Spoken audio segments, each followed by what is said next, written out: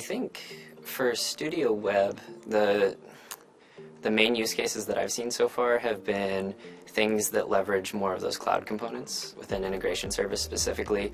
I see Studio Web as like the glue that holds the ecosystem together, right? You can have your bots that are out there running on an unintended runtime and automating applications directly through the UI or through SQL queries, but Studio Web plays that kind of like orchestration process role where you can command these other bots and tell them what to do, and it's a nice lightweight environment for building that, so it doesn't come with all of the heavyweight IDE rigor that Studio Desktop does. So Studio Web really fits that niche role of being the orchestration process. But if you also have simpler automations, things that are interfacing with like cloud service endpoints like Jira or in GitHub or Gmail or any of those different providers, then you can quickly knock out those automations just using those like serverless cloud-based bots that Studio Web builds to, right?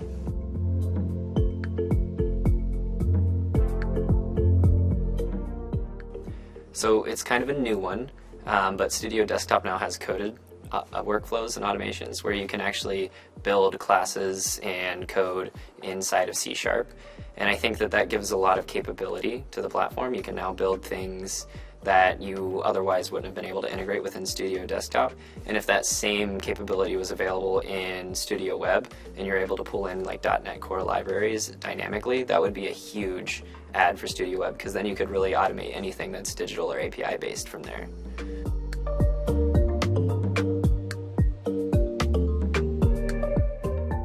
So today we aren't using too many, but there's a lot of potential use cases, especially with more data-driven workflows. I can see things like pulling data from the Orchestrator API and using real-time analytics to kind of predict fault or do anomaly detection.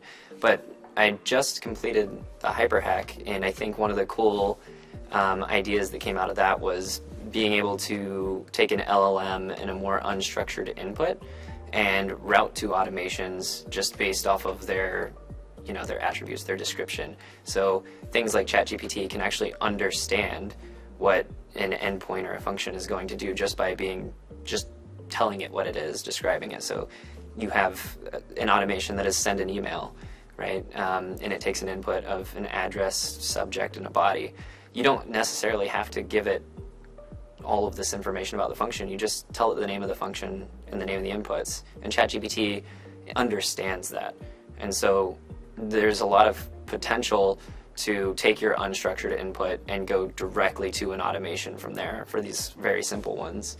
And as it gets more complicated, right, you have these different flows and channels that these automations can go through, things similar to like Dialogflow and IVR solutions. It's going to open up a lot of doors for your interactive AI agent to be more context driven and more aware of what's going on in the conversation and be able to do things based off of that data.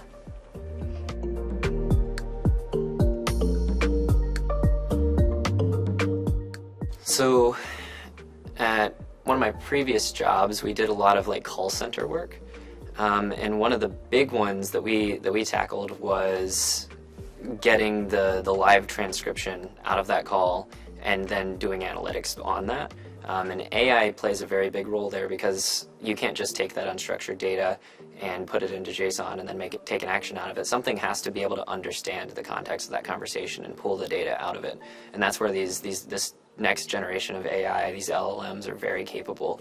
And so there's always been this ideal of, we have the conversation, we have the data, we have the communications. How do we get to an actual action from that, right? So if we have our UiPath automations, how do we get from this conversation to the automation? And so LLMs are capable of bridging that gap. They can contextually pull things out of the conversation and say, this is the automation we need here, right?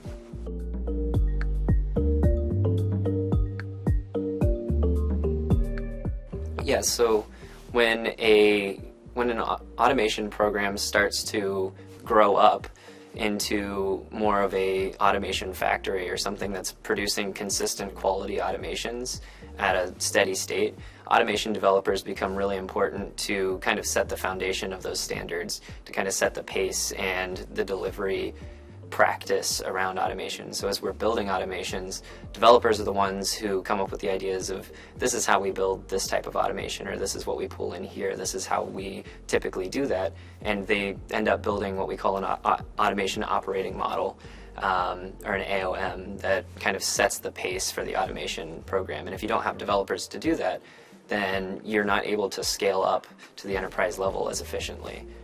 I think that CoEs are unique to almost every different automation practice. They'll serve different roles. Sometimes it's not even just an automation CoE. Maybe there's a digital transformation CoE. So the role that a CoE really plays is, it's very different between different organizations. It's going to depend on, you know, their communication structure. It's going to depend on their chain of command, the way that they like to do things. But the CoE is always kind of that glue between the results and the expectation, right? So when the business wants something automated, the CoE is going to find a way to automate that efficiently and effectively and scale that practice of automation up.